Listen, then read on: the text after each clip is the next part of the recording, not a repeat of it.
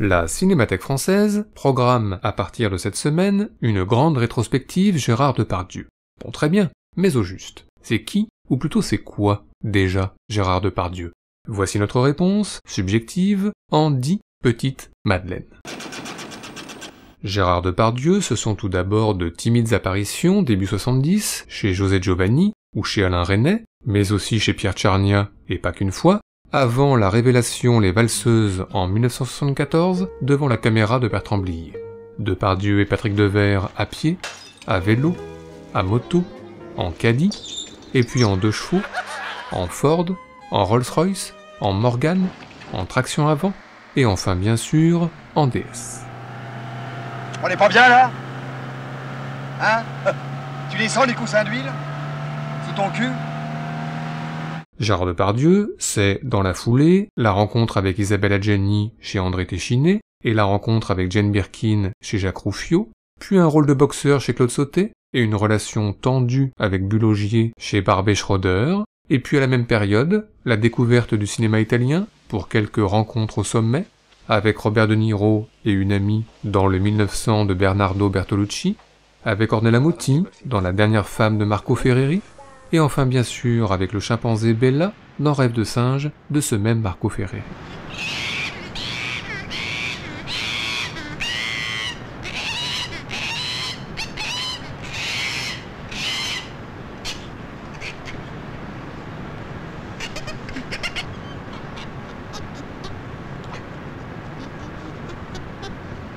Gérard Depardieu, c'est ensuite à la fin des années 70, 2 films avec Marguerite Duras, Baxter verra Baxter, puis Le Camion, où l'acteur et la cinéaste-écrivain dissertent à table autour d'un scénario. Ça finira comment, d'après vous? C'est peut-être fini. Et puis à la même période, dans Préparez vos mouchoirs de Bertrand Blier, Depardieu disserte également, mais cette fois avec Patrick Devers, et autour cette fois de Mozart. C'est vraiment la musique d'un type qui a jamais été heureux en amour, ça c'est sûr. Tu parles. Le pauvre mec, il est mort à 35 ans. 35 ans, mais tu te rends compte de la perte? Et puis toujours à la même période, un autre Bertrand Blier, Buffet froid, et son festival architectural. Une ville nouvelle et un appartement nouveau, un escalier mécanique et un escalier à colimaçon, un ascenseur rouge anxiogène et un parking souterrain anxiogène aussi, et enfin une maison au bord d'une forêt bucolique, enfin presque. On avait dit que si le temps se levait, on irait faire une cueillette.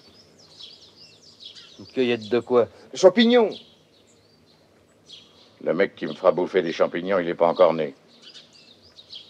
D'ailleurs, il va pleuvoir. Buvons un coup de rouge. Il me fout l'estomac en l'air, leur picrate, il est trop vert. Vous êtes chiants, les gars. Gérard Depardieu, c'est ensuite, tout début 80, une comédie à succès avec Coluche, un Claude Berry avec Catherine Deneuve, et les retrouvailles avec Alain Resnais, et puis 2 rencontres décisives, la première avec Maurice Pialat, où Depardieu emballe Isabelle Huppert le temps d'une chanson en boîte. Puis vient la rencontre avec François Truffaut, où Depardieu retrouve Catherine Deneuve pour un baiser volé sur scène. On les a eus. Venez. Puis pour une étreinte enflammée dans les coulisses. Oui, oui. Oui. Oui, oui, oui, oui, oui. Oui, oui. Gérard Depardieu, c'est ensuite, dans la foulée, un Francis Giraud et un Alain Corneau, toujours avec Catherine Deneuve, et puis un procès dans le Danton de Vaïda, et un autre dans le Retour de Martin Guerre, puis un nouveau Truffaut où Depardieu retrouve par hasard un ancien amour en la personne de Fanny Ardant. Bonjour. Bonjour. Bernard, bonjour. Bonjour. Et puis toujours à la même période, La Lune dans le caniveau de Benex, où Depardieu croise Nastasia Kinski, son bolide rouge, son panneau publicitaire et ses oiseaux sur la bande-son. Sans oublier enfin, toujours à la même période, La Chèvre de Francis Weber, où Depardieu forme un improbable duo avec un Pierre Richard gaffeur en toutes circonstances. Ne bougez surtout pas.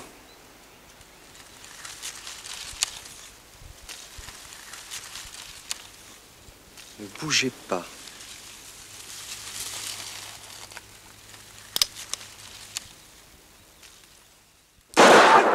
Mais quel con! Oh, quel con, quel con, quel con! Vous êtes blessé, Campana? Vous êtes blessé? Ça va?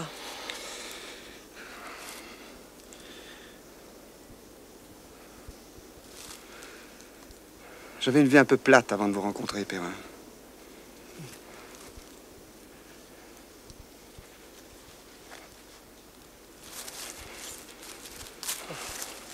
Gérard Depardieu, c'est ensuite, au milieu des années 80, toujours le même appétit de cinéma, avec des débuts dans la réalisation, et un nouveau Corneau avec Catherine Deneuve, puis des retrouvailles avec Maurice Pialat aux côtés de Sophie Marceau, puis le rôle de Jean de Florette dans Jean de Florette, et puis une soutane de prêtre dans Sous le soleil de Satan de Pialat, toujours lui, et le slip léopard dans Tenue de soirée de Bertrand Blier, toujours lui aussi.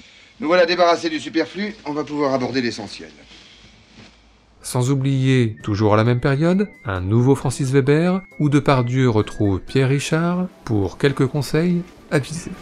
C'est une technique, le coup de tête. Vous faites comme ça, vous n'avez aucune force. C'est d'ici que ça doit partir. Non mais dis donc, Pépère. Voilà. Qu'est-ce qu'il y a là, hein? Gérard Depardieu, c'est ensuite au carrefour des années 90, l'appétit de cinéma qui se transforme en quasi-boulimie, puisque un nouveau film avec Catherine Deneuve sur une aire d'autoroute, et un Claude Zidi avec Marouchka Detmers, mais aussi un Resnais et un nouveau Corneau, un Godard et un nouveau Pialat, son dernier, et puis une adaptation de Zola, et une autre de Marcel Aimé, sans oublier des tentatives américaines chez Peter Weir et chez Ridley Scott en Christophe Colomb, mais le carrefour des années 90 de Depardieu est surtout marqué par les Alexandrins d'Edmond Rostand devant la caméra de Jean-Paul Rapneau. Je vous préviens, cher Myrmidon, qu'à la fin de l'envoi, je touche. Et enfin par la musique de Schubert chez Bertrand Blier, toujours lui, du Schubert que l'on entend dans une chambre d'hôtel avec Josiane Balasco, ou dans un parking avec Carole Bouquet, du Schubert que l'on écoute au petit déjeuner sur CD, ou lors d'une soirée en live. Qu'est-ce que c'est que ce mec-là? Un pianiste, mon amour. Bref, du Schubert partout et tout le temps, du début à la fin. Il me fait chier, votre Schubert, vous comprenez? Il me fait chier!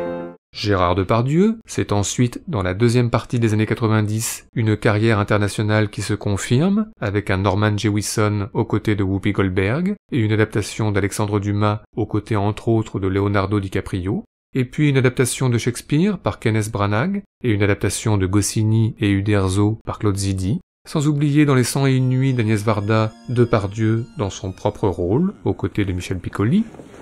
La mort de Danto. C'était rigolo, la guillotine? Oh là, j'ai eu très peur, là. Ah oui, parce que t'as les mains liées dans le dos, comme ça, on te balance sur la planche, et au-dessus de toi, t'as une vraie lame de 80 kilos, comme ça, qui tient juste par une petite goupille. Puis dans les acteurs de Bertrand Blier, Depardieu dans son propre rôle aussi. Vous voulez que je vous fasse buter en Corse?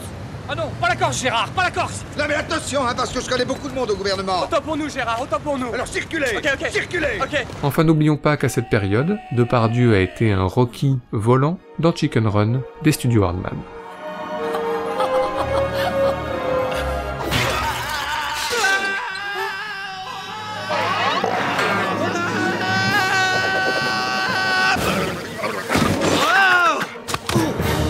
Merci mesdames et messieurs, merci public adoré.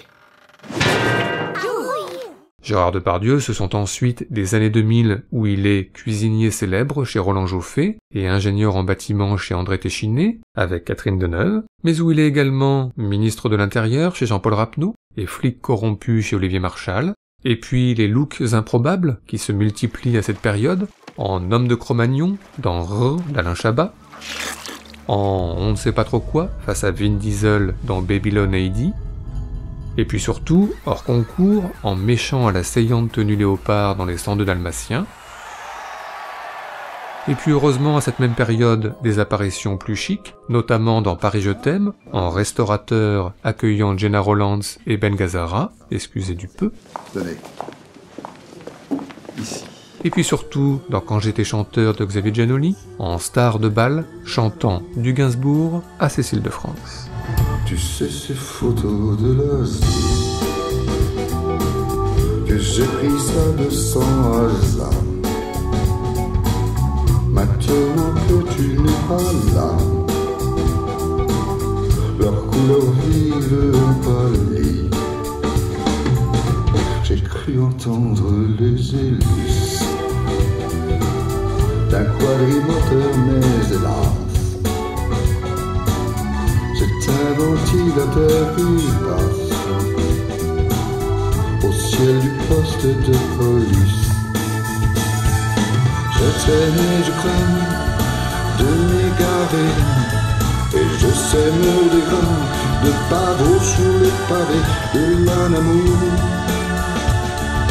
Gérard Depardieu, c'est enfin, plus récemment, des apparitions dans des biopics prestigieux sur Édith Piaf ou sur Jacques Messrine, des films polémiques chez Abel Ferrara et des films plus apaisés, ou presque, chez Guillaume Niclou, et puis dans Mammouth de Delépine et Kervern, un employé à la retraite pas très doué avec les caddies, et encore moins avec les sacoches de moto, sans oublier dans Bel Ami, l'ultime film de Chabrol, un commissaire à la retraite qui mène l'enquête, certes, mais qui aime surtout faire des mots croisés.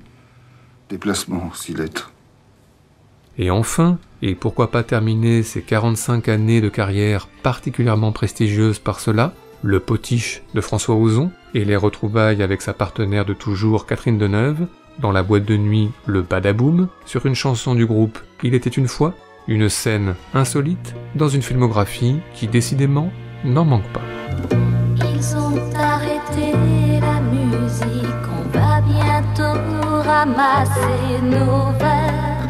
Nos corps sont vraiment morts de fatigue, j'ai peur de la lumière. Quel temps va-t-il faire aujourd'hui? De quel amour vas-tu t'habiller? Les arbres sont encore pleins d'eau, les trottoirs tout mouillés. Nous voilà seuls dans la ville pour la première fois. Faut profiter de ces moments-là.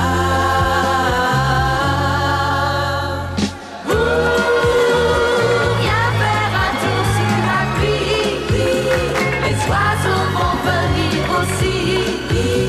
On fera le tour de Paris sous la pluie. Viens faire un tour dans ma vie, on marchera jusqu'à midi, seul sous la pluie. Sur les pavés nous paraissent, nous marchons exprès dans les feuilles. Qu'est-ce que c'est que cette musique ?